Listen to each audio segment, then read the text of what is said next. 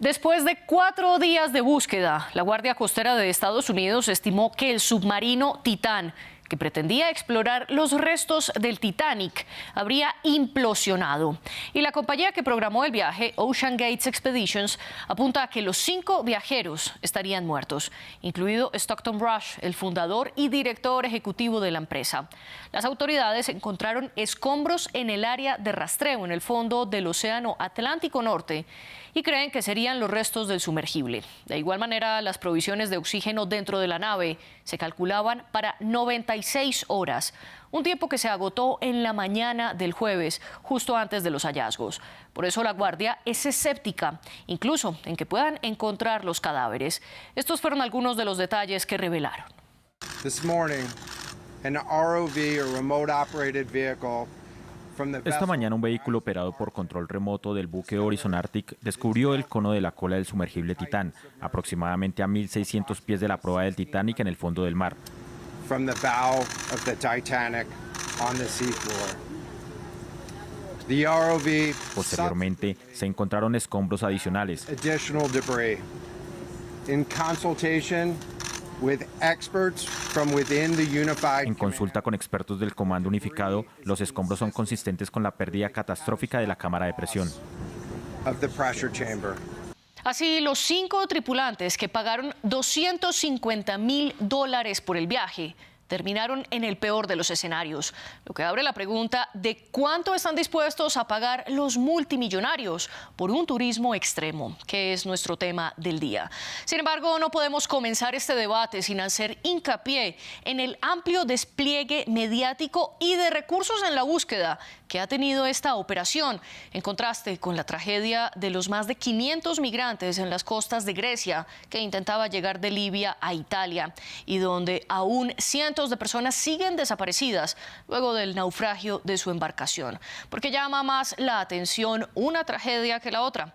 Para discutir este y más temas como los riesgos de cierto tipo de turismo y sus alcances, hoy en el debate nos acompaña en nuestro estudio Óscar Iván Ojeda, magíster en Ingeniería Aeroespacial y director de la Fundación Sidonia. En Ciudad de México está Ian Put Franco, presidente de Expertos en Turismo. Y desde Concepción, Chile, se conecta Rubén Escribano, director del Instituto Milenio de Oceanografía.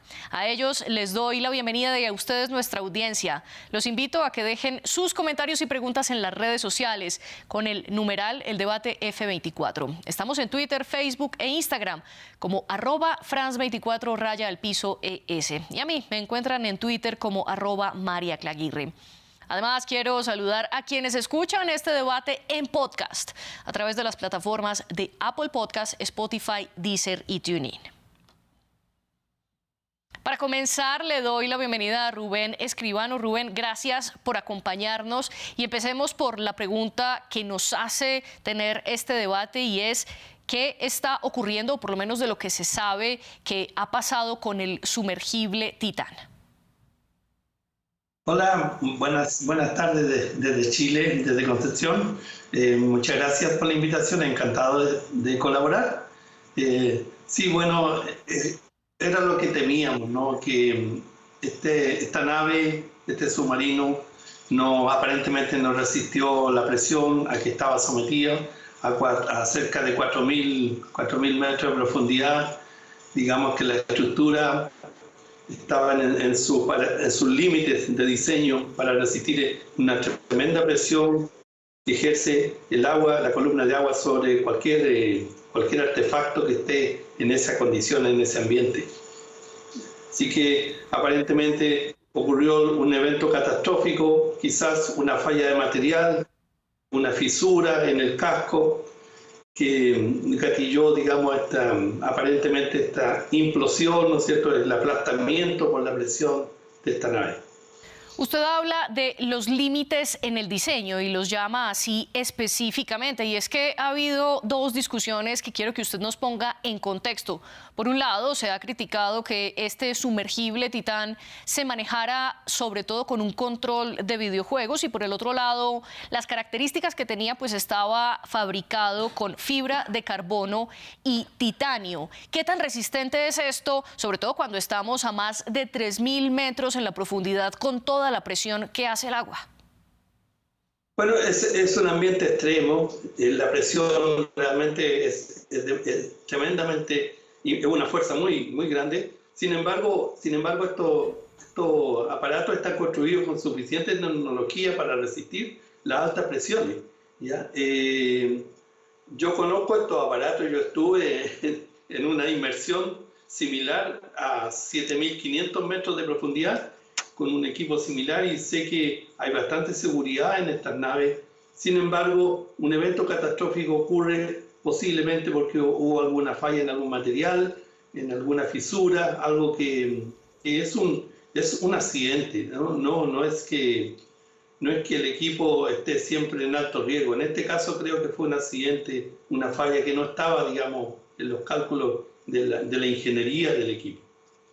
Quiero ahora regresar a nuestro estudio para darle la bienvenida a Óscar Iván Ojeda. Óscar, gracias por estar con nosotros. Se dice que se conoce, o que la humanidad conoce más lo que hay en el espacio que lo que hay en el océano. ¿Usted coincide con esto? Se ha dicho mucho, ¿no? Que se conoce más de la superficie de la Luna y Marte, se ha mapeado mejor que el fondo marino. Y precisamente es por la gran dificultad que hay en ir al fondo marino, ¿no? Es decir, estas grandes profundidades, precisamente por la cantidad de agua, pues suena un poco tonto decirlo, ¿no? Pero por la cantidad de agua que tenemos ahí, no permite explorarlas de manera apropiada. Sin embargo, pues las superficies planetarias están dispuestas, digamos, despejadas para poder ser exploradas. Entonces, sí, es una afirmación que de una u otra forma es cierta y pues hay que decir, la superficie de la Luna y Marte es más pequeña en términos de área que lo que es la superficie del suelo oceánico. Usted habla entonces de dos razones por las que se podría conocer más el espacio que el océano. Y sin embargo, hay más hasta ahora viajes turísticos al fondo del mar que al espacio. De hecho, hay dos grandes compañías, SpaceX del multimillonario Elon Musk y por el otro lado Virgin Galactic de Richard Branson. Y sin embargo, todavía no ha despegado el primer vuelo comercial al espacio y, por ejemplo, Ocean Gate Expedition, que es la compañía que estaba haciendo este sumergible, hacía viajes para ver el Titanic desde el 2021. ¿A qué se debe esto? Bueno, hay tres compañías. La otra es Blue Origin de Jeff Bezos, que pues digamos que todos son multimillonarios. Y ha habido algunos viajes ya comerciales, espaciales, en particular por este nuevo paradigma de lo que es el New Space, que llaman algunas personas, en el cual tenemos la exploración espacial como un servicio. ¿Sí? Se incorpora dentro de una lógica de mercado en la cual ya organizaciones como la NASA no son las que operan todos los vehículos, a pesar de que digamos que siempre han sido construidos por terceros. No solo lo operan, sino que ya compran el servicio. Es decir, es como básicamente pedir un taxi. De hecho, ha habido varios chistes dentro de estos procesos de lanzamiento en los cuales dicen como gracias por volar con SpaceX y ese tipo de cosas en los cuales es un servicio comercial. Y ha habido algunos intentos de promover estos viajes más al nivel suborbital, que es básicamente dar un pequeño saltito en la atmósfera, superar esa línea de lo que está denominado como el espacio según algunas definiciones. Y hay otro tipo de viajes como empresas como Axiom Space que utilizando las cápsulas de SpaceX lo que hacen es que brindan servicios para que personas particulares con fines privados vayan al espacio, visiten la Estación Espacial Internacional y otros vuelos más cortos pero ya a nivel orbital. Quiero darle la bienvenida ahora a Ian Putt. Ian, ¿cómo entender este repunte del deseo de turistas de viajar o a las profundidades del mar o soñar con viajar a lugares tan remotos como la Luna? Claro que sí, yo creo que una de las situaciones del ser humano del viaje siempre es poder llegar más lejos, entonces el ser humano lo va a hacer en todas sus características, tanto tratando de llegar al espacio, como tratando de llegar a los puntos más altos, como el Everest, tratando de llegar a los puntos subacuáticos más profundos y representativos, como la visita al Titanic, y pudiendo llegar lo más lejos, como los viajes en velero que se hacen desde hace años de manera turística para poder hacer este tipo de cosas, y los viajes en globo, y cualquier actividad humana de este tipo representa un riesgo, ¿no? Acabamos de ver en México, en Teotihuacán se prendió un globo aerostático, ha habido accidentes de parapente, hemos visto en repetidas ocasiones personas que se han quedado varadas, no nada más en el Everest, hay una placa muy representativa en un volcán aquí al lado el volcán que está al lado del Popocatépetl, que por cierto está activo, que es el Iztaccíhuatl, de una persona que dice, escaló el Everest, escaló el K2, el Kilimanjaro, falleció en el Popocatépetl, en el Iztaccíhuatl. Entonces, yo cuando vi eso y estaba escalando eso me daba miedo porque decía, oye, si este cuate experimentado falleció en una montaña, que ya es alta montaña, que es relativamente más sencilla, entonces el riesgo de fallecer tratando de llegar a estos lugares más lejanos siempre es una posibilidad, ¿no? O sea, ya ni hablar de océanos profundos o espacio, siempre es una cosa que puede ocurrir y puede sucederte desde un globo aerostático hasta un vuelo en parapente o un viaje en ultraligero. Y si bien hay diferentes variedades, tanto de turismo como de experiencias, usted menciona dos que tienen una gran diferencia. La primera de ellas es montar en globo, para lo que uno no necesita experticia, pero otra es escalar altos montes como las que usted mencionó o viajar a ver los restos del Titanic. Al respecto, hay un debate de esta clase de turismo y la empresa OceanGate dice que ellos no eran turistas porque siempre hacen un entrenamiento y dicen que es bastante coordinado para que puedan descender al fondo del mar. Le quiero preguntar, Rubén, ¿qué tanto entrenamiento se necesita en esta clase de misiones como la que visitó el Titanic? Mira, no hay una preparación física especial, porque cuando uno se sumerge en un mini submarino, uno lleva el ambiente que tiene en la superficie. Entonces, no se requiere una preparación física especial, pero sí una preparación psicológica, que es muy importante, porque uno va a estar sometido a un estrés intenso. Además, si uno sufre de claustrofobia, eso es imposible hacer esta misión, y más bien la preparación es psicológica. La inducción misma, la preparación para sumergirse mismo es muy breve, son algunas instrucciones sencillas sobre cómo ingresar al aparato, cómo mantenerse adentro, qué cosas hay que hacer, qué cosas no se pueden hacer. Es una inducción pequeña, pero físicamente no requiere una preparación. Psicológica sí. Y para entender precisamente más de la preparación psicológica que se necesita, háblenos desde su experiencia personal. Usted ahora mencionó que descendió 7.500 metros, esto en la fosa del Atacama, y es más o menos el doble de la profundidad que alcanzó el sumergible Titán. ¿Cómo es el océano en ese punto y que además no llega la luz? Porque la luz solar llega hasta el 1.000 metros. Sí, bueno, en realidad en la zona costera la luz a los 50 metros ya se apaga, ya no hay luz. Es un ambiente muy frío, oscuro absolutamente, además muy silencioso. Hay mucha vida, en el fondo marino hay mucha vida, uno puede ver mucha actividad biológica. Y bueno, la preparación psicológica significa esencialmente poner la mente fría.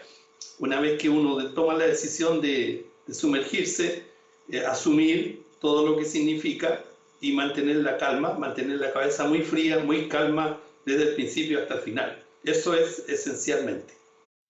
Y ahora le quiero preguntar a usted, Oscar, porque en la Fundación ustedes tienen un estudio para simular distintos escenarios planetarios para poder recrear y prepararse para los viajes espaciales. ¿Usted coincide con Rubén llevándolo al tema de los vuelos espaciales, que se necesita más que todo una preparación mental? Claro que aquí también la física es fundamental. Sí, en el vuelo espacial lo que pasa es que las personas están sometidas a aceleraciones, a unas condiciones que van a cambiar. Y, por ejemplo, los procesos de selección de astronautas profesionales de las agencias espaciales son muy rigurosos porque son personas que van a estar en lugares remotos autónomos durante un largo tiempo.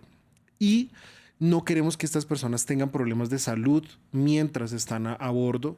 Entonces se hacen esos procesos de selección personas que prácticamente tienen salud perfecta. Sin embargo, pues bueno, los vuelos un poco más comerciales que se han realizado, no se necesita una preparación mucho más allá, aparte de una revisión, mucho más allá de lo que se necesitaría para un vuelo comercial, en términos de que estas personas, el tiempo que están en el espacio son minutos, es un tiempo corto y básicamente es como estar en un avión comercial en términos de la experiencia de estar sentado. Obviamente hay ingravidez, eso tiene algunos cambios, pero no alcanzan a hacer tanto tiempo como para que sean cambios que pongan en riesgo significativo la salud de una persona que tenga una salud normal.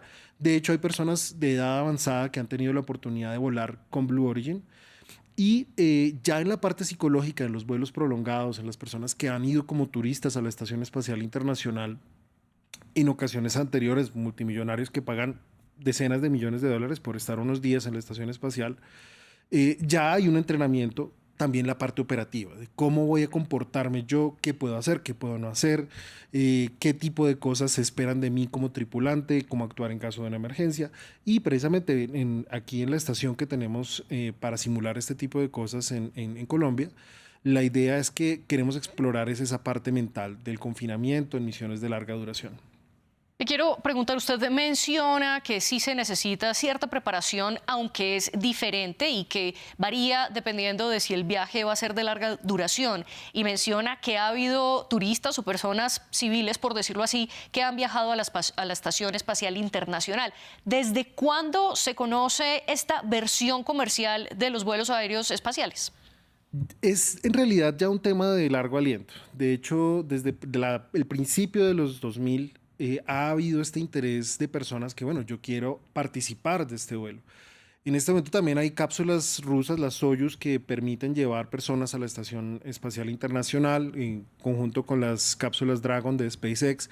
Y de una u otra forma, como justificaban también un poco el tema de estas expediciones submarinas, hay un tema de financiación. Sí, es decir, estos programas por lo general no cuentan con una financiación grande y estas personas aparecen como, bueno, yo quiero comprar una silla en esta cápsula, entonces eso permite financiar parte del programa espacial y esto lo que hace pues es facilitar que haya personas que pues pasan por todo el entrenamiento, hacen todo este proceso, vuelan y pues se generan algunos ingresos a través de esto. El interés ha estado, pero ha estado restringido.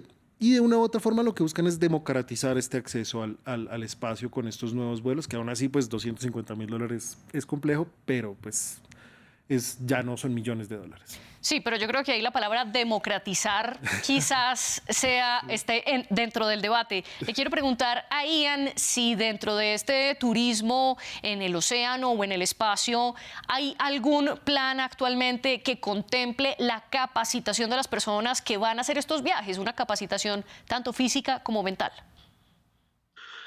Yo creo que está muy en pañales todavía el tema de este tipo de capacitaciones en estos rubros específicos. La realidad es que debe haber una capacitación. Comentabas, es que ellos alegaban que no era turismo porque llevaba una capacitación o porque se tenía que preparar la gente para poder hacer esta prueba. Pero eso se hace prácticamente también cualquier otro producto turístico. O sea, si tú vas a bucear en Tulum, pues tienes que tener una certificación PADI, ¿no? Si tú vas a hacer cierto tipo de montaña, pues debes de haber hecho montañas antes. Si tú vas a hacer cierto tipo de turismo, a lo mejor de determinado tipo de aventura, de ciclismo, es necesario tener cierto tipo de entrenamiento. Entonces, cada tipo de turismo, sobre todo este tipo de turismo extremo, sí requiere una capacitación. Lo que pasa es que al ser un nicho, como dice el compañero, muy pequeño, que está poco democratizado, es cierto que a veces no existe una instancia legal que te diga cuáles los rubros que van a hacer.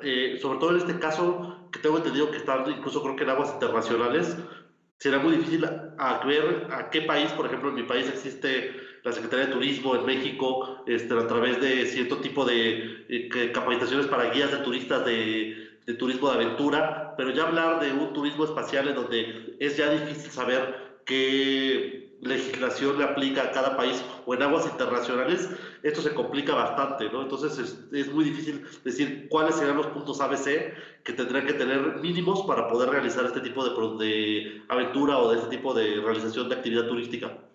¿Y usted cree que sea probable o por lo menos alcanzable cierta regulación en esta clase de turismo? Uno, para evitar este sobrecosto y dos, para limitar hasta cierto punto también los riesgos que enfrentan.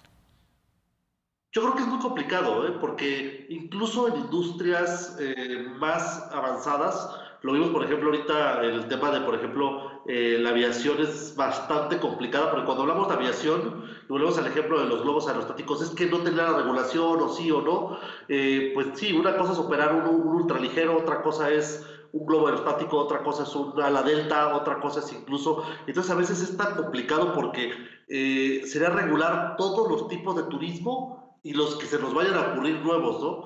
Como decía, desde hace muy poco tiempo se llevaba a cabo este turismo de inversión en aguas profundas de manera comercial y cuáles van a seguir existiendo van a ser todavía más, ¿no? O sea, los que existan dependiendo de la tecnología, ¿no? Entonces tendremos que regular el turismo, por ejemplo, de ahorita de pilotaje de drones, que ya está sucediendo en Dubái, y habría que ver una legislación y dependerá mucho del país. Recordemos que no hay legislaciones de este tipo mundiales, ¿no? O sea, hay algunas regionales como las europeas, pero en este caso, cada país dependerá y se va dando... Lo lamentable de esto es que no existe legislación o no se hace legislación de este tipo hasta que pasa algo. Probablemente ahora que sí hubo un accidente, probablemente se regule, pero siempre pasa después de, ¿no? O sea, las regulaciones, por ejemplo, de globos aerostáticos se está viendo ahorita, después del accidente ahorita que hubo en Teotihuacán, o cuando pasa algún tipo de accidente. Entonces, lamentablemente cuando pasa algo, cuando algo es muy nuevo, no se regula hasta que hay un accidente, ¿no? Le quiero preguntar de este tema a Rubén, precisamente sobre si hay cierto tipo de regulación en el turismo, en las profundidades del océano y también cuáles son las limitantes tecnológicas y científicas, es decir, qué clase de sumergibles se necesitan para este turismo a diferencia de los que se necesitan para hacer una expedición científica o demás. Sí, bueno, mira, regulación, pienso que esto es muy nuevo, esto no hay regulaciones específicamente para el turismo en este tipo de aventuras. Y tal vez tiene mucho que ver con la jurisdicción en el uso y las operaciones que ocurren en el océano. Y eso depende de cada país.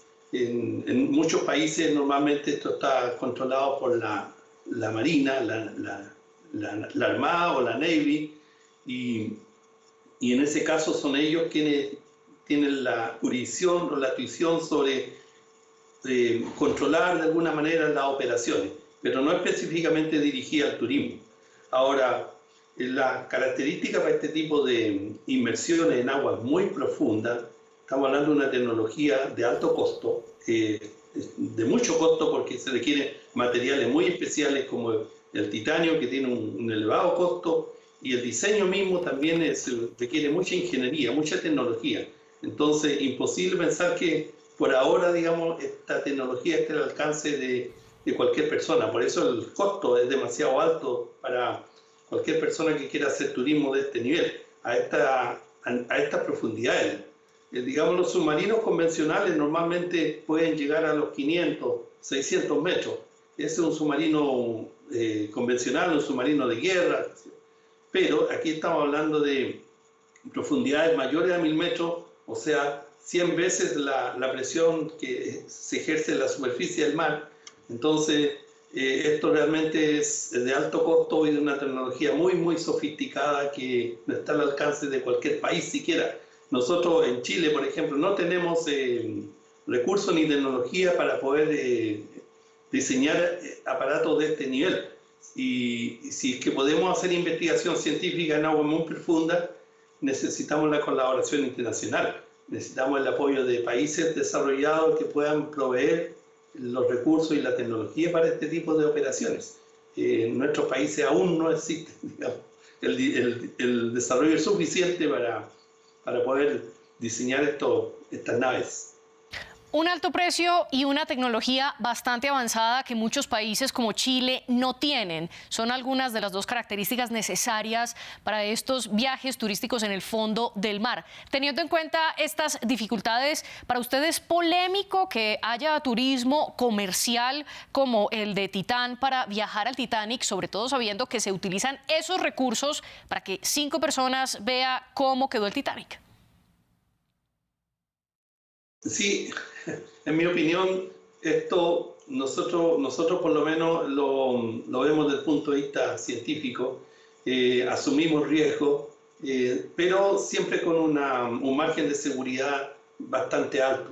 Por ejemplo, en la nave que yo pude descender, el diseño estaba preparado para resistir hasta 14.000 metros de profundidad. Entonces teníamos un margen de seguridad bastante amplio para resistir la presión, nosotros pudimos llegar hasta 8.000 metros y con un margen bastante amplio de seguridad.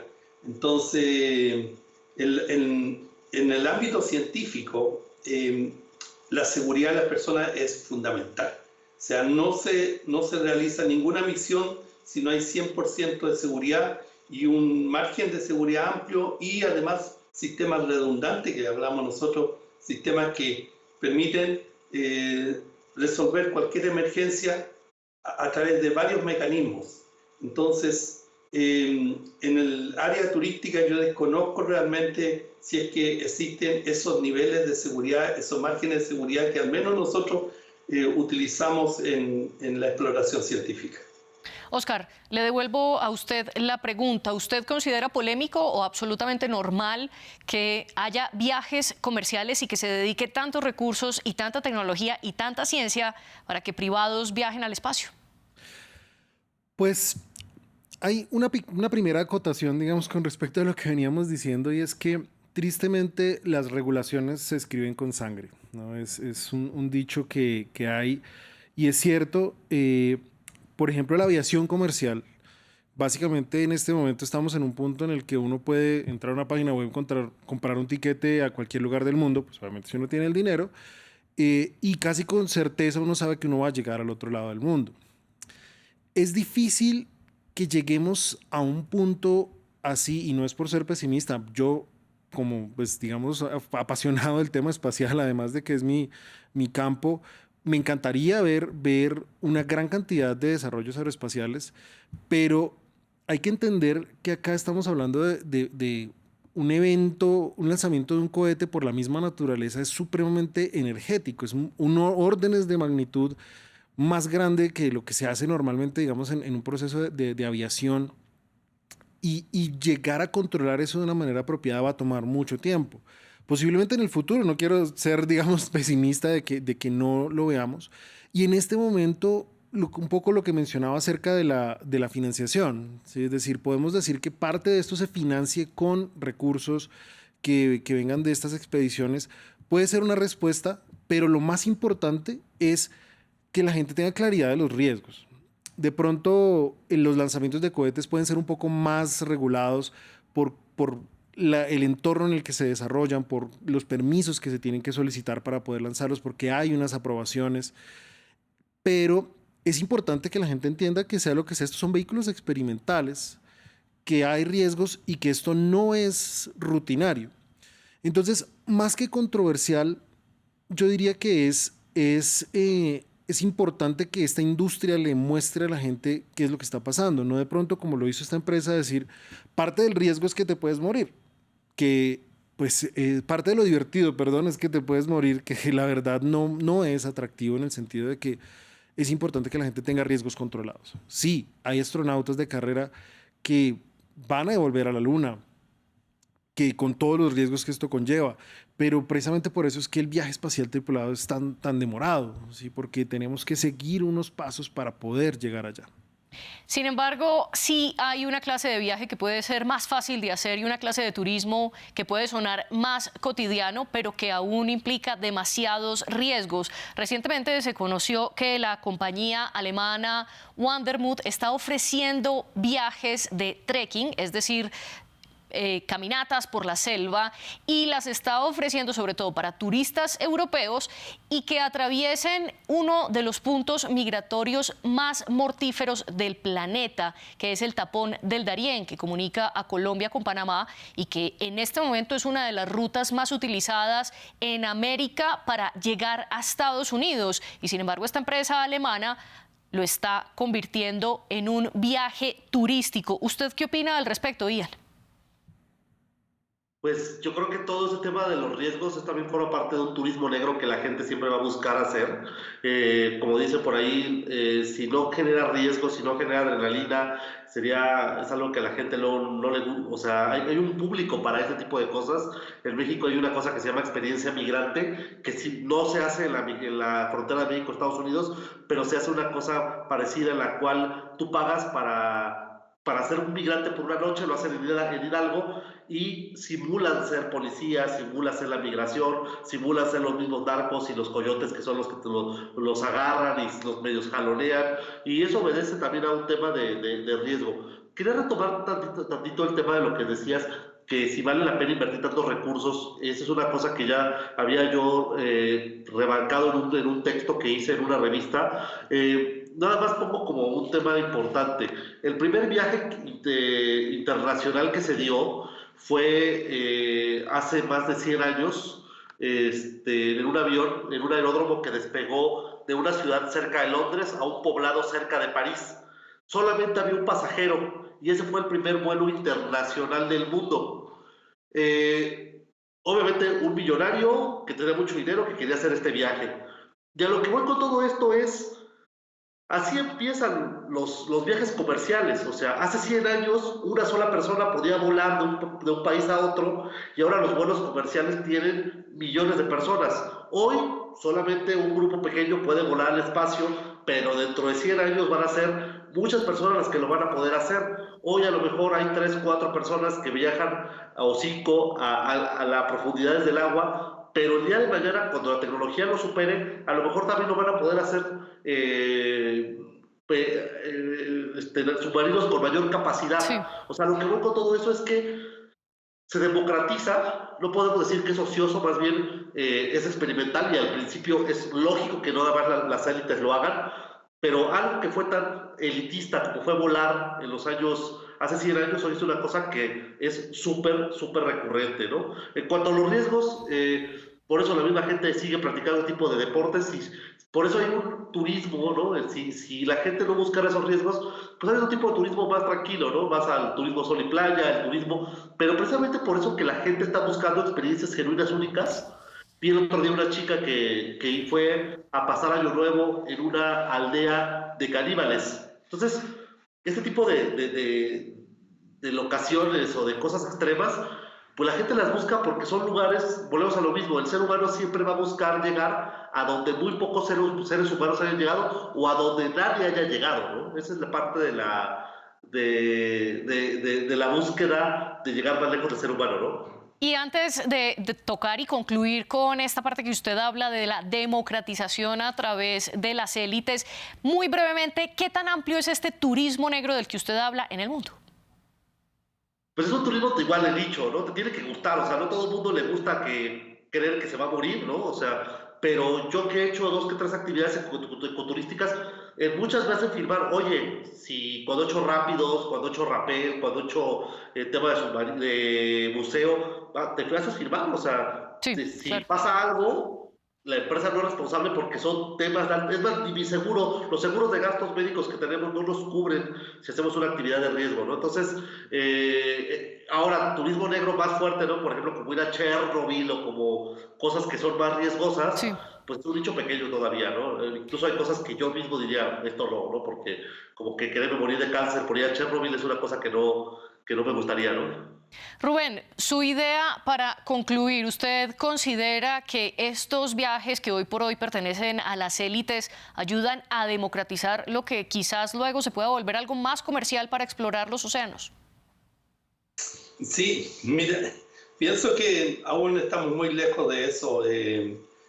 Como decía, hay mucha tecnología y de alto costo detrás de todo esto, y la ciencia, en estos momentos, la ciencia puede invertir a través de la colaboración internacional y con algunos recursos que los países pueden destinar, pero con un objetivo que tiene que ver con la exploración, el conocimiento, el avance de la ciencia.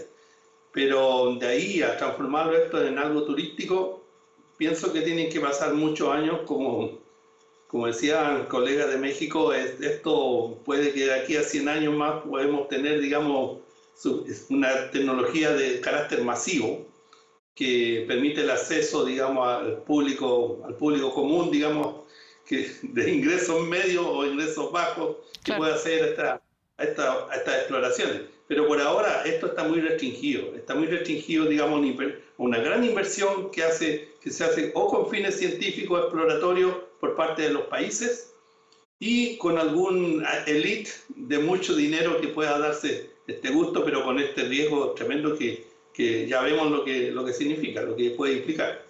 Y Oscar, muy brevemente, su conclusión.